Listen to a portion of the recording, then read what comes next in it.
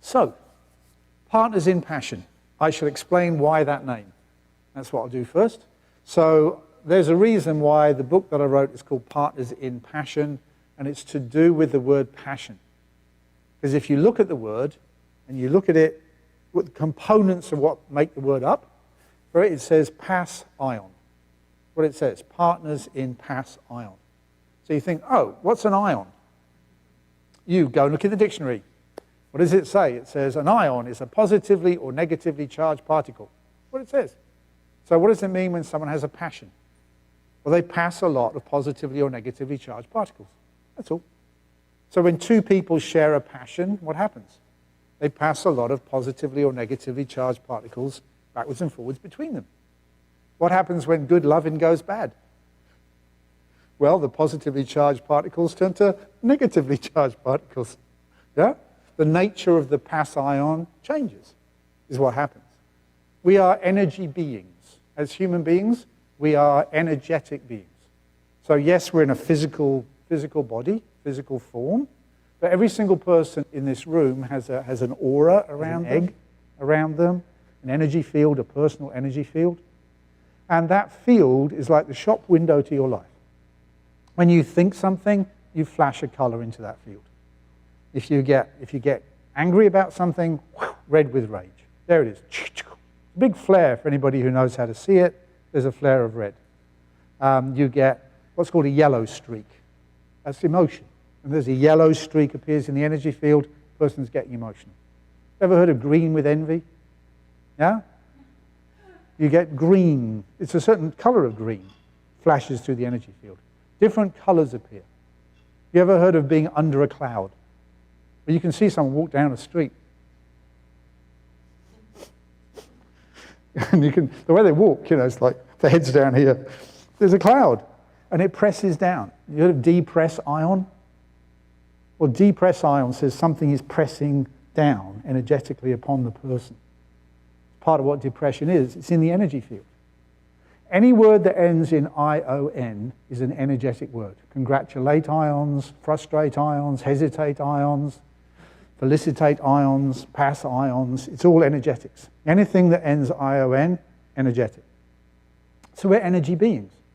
And while you're here, there's energies flashing around. You sit next to somebody, there's an energy exchange. You look in their eyes, there's an energy exchange. You glance at someone as you walk by, energy exchange. It's going on all the time. And one of the most potent places of energy exchange, as we know, is through the eyes. Why? Because the eyes are living tissue.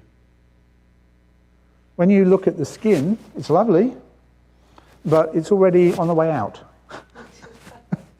That's why skin. Sorry about that. But that's why skincare is such a good business. Because every 28 days you've got to buy another bottle. That's why it's a multi-billion-dollar business, because the lotions are guaranteed to only last for a 28-day period maximum. Why is that? Because every 28 days our skin cells drop off. Thankfully, not all at once. Otherwise, we would be like snakes. You'd be saying, I'm not coming out tonight. It's that time of the month. Right? You'd wake up in the morning going, oh, what's that? It's like, oh, that's the old me. That is the old me, that is. Ooh. But what happens is we shed it gradually. So when you're walking around the house going, oh, I've got to mop this up and I've got to mop that up, think, where does all the dust come from? It's you. It's you. You go around the house dusting yourself up because there's bits of you depositing on the furniture. There's bits of you dropping on the mantelpiece. There's bits of you on the TV set. We shed. And we shed exactly in accordance with the cycle of the moon. It's really interesting when looking at the human system. That in us which is only skin deep. The skin deep part is the 28-day moon cycle. I found this on a bottle of skin cream. I know it must be true. It said every 28 days, our skin cells are replaced. And what they do is they're all replaced on their own individual timing, which means that it doesn't happen all at once, but we shed the skin. We do not shed the skin of the eyes. Yeah? And it's fascinating in relationships, because if you say a relationship is only skin deep, well, if a relationship can't make it through the first month, 28 days, 28 days, two people are kind of kicking each other's tires. It's like, can this work? Has it got a chance? 28 days, maybe it will, maybe it won't, let's see. That's the moon cycle. You know what the second cycle is? 28 seasons. 28 seasons is what they call the 7-year itch. And it's a true thing, because the woman looks at the man looks at the woman. She might say, you know, you're not the man I married. And it's true, because every single cell's been replaced. It's a completely new guy. Except the cells in the brain, the cells in the eyes, and the cells in the spinal column. So as human beings, we have 3 sets of cells in our system. The alchemists used to be into this. They used to draw diagrams of a human, and they draw a moon and a planet and a sun on the diagrams. Part of us works according to the rhythm and frequency of the moon, which is 28 days. That's the moon part. The planetary organization, they used to do it from the hips. If you wanted the alchemy, how they did it, they used to draw the moon from the foot to the hips. That's why hippies. Yeah, and why Elvis with the hips. You know, it was always about the hips. It wasn't the footies, the elbowies, right? Hippies. It's to do with the hips. So you had the moon. The planet they used to show from the hips to the neck, which is where we get organized. It's where our organs are. And that was to do with the 7-year cycle. And then they draw the sun at the level of the head. And they said the sun would be for a lifetime. Now, it's amazing, because the brain cells last a lifetime. And when we look at a person's eyes, it's a little bit of a scary thought, but you're looking at their brain. Because the eyes are connected by stalks straight into the brain. So we actually have a structure where we are a planetary and moon being with another organic life form screwed in from above, if you look at it. And you'd see, if you ever see just the brain of the human, the brain system, what you have, I won't be able to draw it very well, right? But what you have is you've got something that looks kind of like this, going up, with a couple of these coming out front. And that's all connected to the same system, which lasts a lifetime. And then that is contained within the 2 arms, 2 legs, and a head. Yeah? Here we are. I'll sell this afterwards. Well, this looks a bit like an alien form dropped inside a planetary form, which is a bit like how we are. We've got moon-level skin. We've got planetary cellular structure, and then we've got this other cellular structure that lasts a lifetime. So what does this mean for relationships?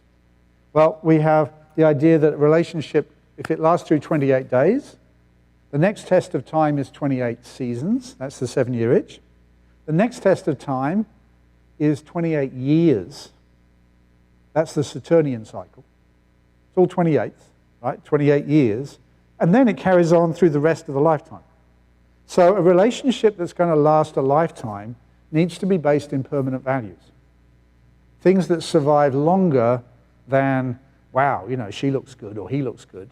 Well, he might look good now, but how's he going to look in 40 years? Probably not quite the same as he does today. There needs to be a longer lasting connection. And that longer lasting connection comes from the level of the brain and the mind. So I'm going to lose this diagram now, because it's not very, makes us feel a little strange. So when you look into a person's eyes, what you're actually seeing is living cells. And there is a direct connection at the level of the eyes between what's projecting out of one person's eyes and what's projecting out the other person's eyes, and the eyes meet. That's often where a relationship begins. That's where that first flash, that first engagement happens. Maybe we can give a little example or demonstration of how this would work. Maybe Athena, you could help me with this. Yeah, if you would. That would be great. Just picking on someone. Yeah, so you could stand there. That'd be fantastic. And I'll stand over here. So what happens is When two people walk past each other, then if they look at each other's eyes, so we go past, let's say we're just strangers passing on the street, and we don't really exchange glances. We're just walking by, we're just looking at something, and we just, not much happened, right? Because we didn't exchange glance.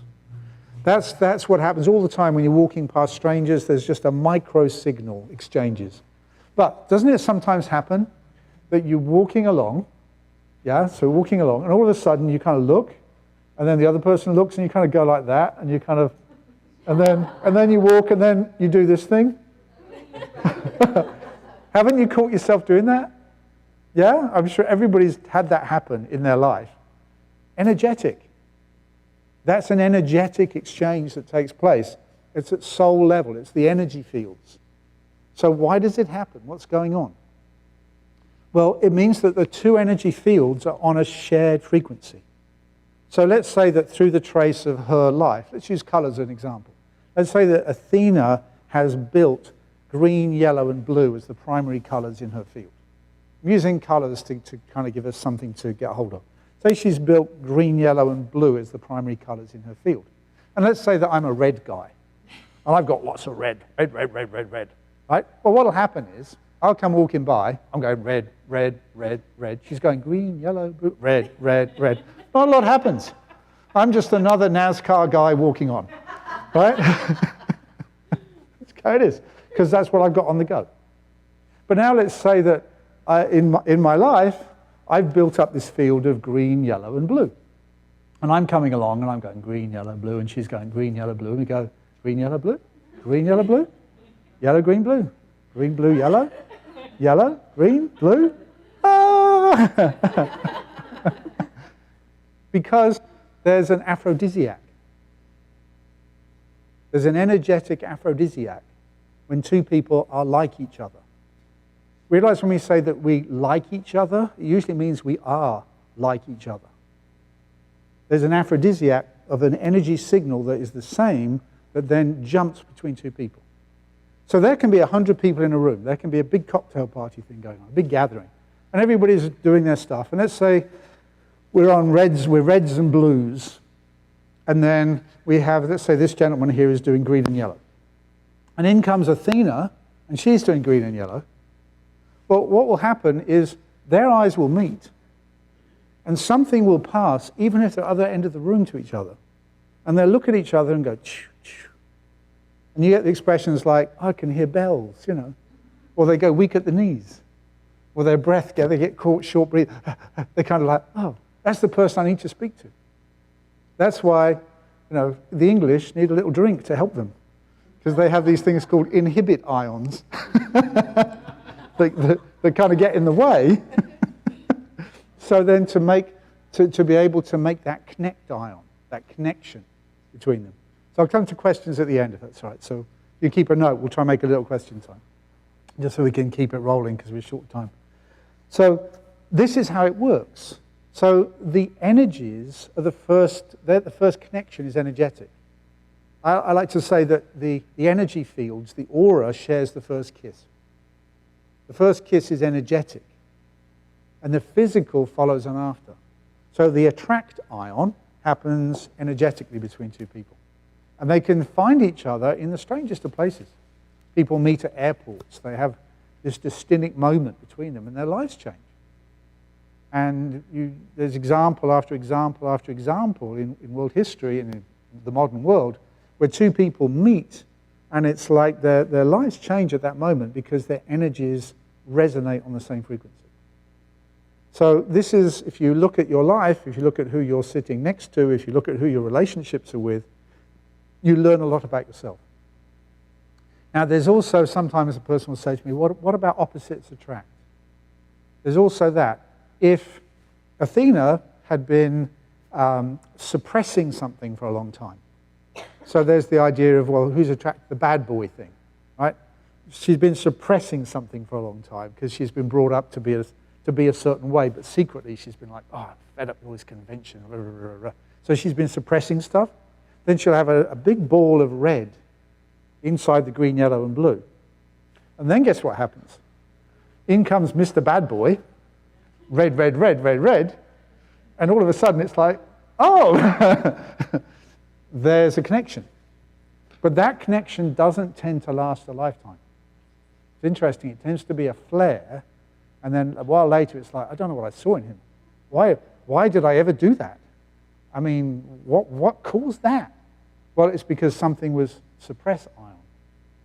So there's science to this. Thanks, Athena. There's actual science to this. It's energetic science. And relationships work by energetic science. There's a science to it. And when you know the science, you can actually work constructively to build the kind of relationships you want. So how does this work? I mean, I'm really going through things quick, because I have to, to give you the best information in the time I have. Well, when two people get together, they form what I call a third field. So you get his field, if you take a relationship between a man and a woman, the main thing I'm working with tonight, but you get his field and you get her field. Well, it isn't that the man falls in love with the woman and the woman falls in love with the man. They fall in love with what happens between them. It's the third field. You never fully experience what the other person is like because you only experience them through your field. So what you get is you have a system where you get, let's say man-woman, you get man and you get woman. Now isn't it interesting it's the same symbol but going in the other direction? I find that fascinating. Man has certain energetics, which is to do with certain energy going in a certain form. Woman, they complete, when they put them together, you get this shape, which is to do with the relationship of the two energies coming together. This will be a whole class on sacred geometry. But what you have, where you have the man and the woman energies coming together, what they do is they literally create, I'll include that diagram, they create a third field. So what happens is whatever he puts in the field and whatever she puts in the field is what they can then both draw back into their life. This is why some energy fields are very supportive to people's lives and other energy fields can block. Because this is the science of it. This third field, we can plant in it energetically what we choose to plant there. So you think to yourself, and there's a whole practical to this, I call it, does I and I make we? There's a whole practical aspect to this where you can actually sit and write down what it is you want in the field you have with another person. And you can have in it qualities such as warmth, care, kindness, compassion, security, stability, trust. And if you want those things in the relationship, it's a matter of planting them. It's a matter of being that way. And the more you plant in the field, the more it grows. It's not by chance it's called an energy field. Because when you plant things in a field, like the farmer plants things in the field, and they grow and they yield back a crop, and the crop can be 10, 20, 50, 100 times. One seed goes in, and it grows 100-fold back. So you plant seeds of love in the energy field, and that tree grows and blooms and blossoms. 30 years later, you've got this massive plant which is yielding back the energetic of love. At the same time, if toxicity gets planted in the field, if the two people, they're not really working it through, it's not conscious, but you start to get a lot of criticism of each other, and you get some vitriol, and you get some caustic behavior, and you get to have active dislike, but it's not spoken, so miscommunication occurs. Well, that all goes in the field as well. And after 7 years, they're looking at each other going, we're not really liking this much. In fact, we're not liking you much. In fact, I think we should, maybe best we part company, which is happening more and more, isn't it? Well, I think of divorce as division of forces. That's what it is, division of forces. The forces go in two different directions. And you get to a point, I've been in this situation because I do couples counseling, where two people who once had a relationship field that they both enjoyed, they were partners in passion, they walk into a room with each other and they literally cannot be in the same room because the allergy, people can develop allergies. The allergy to each other is so powerful that they can't stand being in the same room. It immediately goes toxic. That's because they've created a toxic third field. And sometimes the best thing is that they never get in the same room ever again. It is, because they can't stop it. Yeah? Sometimes divorce is the best cure, you know.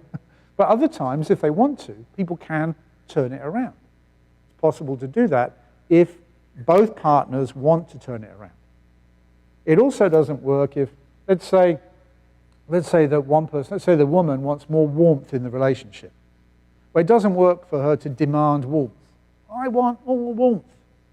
That just turns up as demanding. What does work is if she then produces, I'm the one who's seeing this, therefore I'm the one who needs to put more warmth into the relationship because I can start to turn it around. But, very important, it doesn't mean that she just needs to keep giving and giving and giving warmth. The idea is that that would start to change what he draws from the field and he puts more warmth in too. Then you've got a balance. It needs to have a balance of both partners putting in equal transmission. So that's when a third field works. And I work with many, many different kinds of relationships. And so not everybody wants a third field. So one does need to be aware of that. There are people who simply want power over another person. This is where you get the study of narcissistic behavior. And what you then have is one person who really doesn't seek to have a third field, but what they want to do is to simply dominate the other person. So they say, oh, it's about us, but really it's about that one person. And that's when you get the masquerade of a third field that isn't actually real. And so, not to go too much into that because it's kind of a specialist area, but it is out there. It's best to know it because it's a different level of energetics. Yeah? All of this works by energetics. So when you've got two people who are of an equal kind of level in the energy worlds and they're both working towards building a third field, they can keep going in a happy relationship. 40 years later, they're looking at each other going, yes, it's totally possible. Yeah? It's a matter of what they both want, the team that they make together. That's how it works. Hi there, this is David. I hope you enjoyed my talk on relationships. To find out more, including practical exercises and techniques to help you enhance all your relationships, please visit my website, energyworlds.com, where you can purchase a copy of my book, Partners in Passion: How to Positively Transform Your Intimate Relationships. You're also welcome to join the Energy Worlds Facebook group and to follow us on Facebook by liking our page. And you can also follow us on Twitter. Bye for now.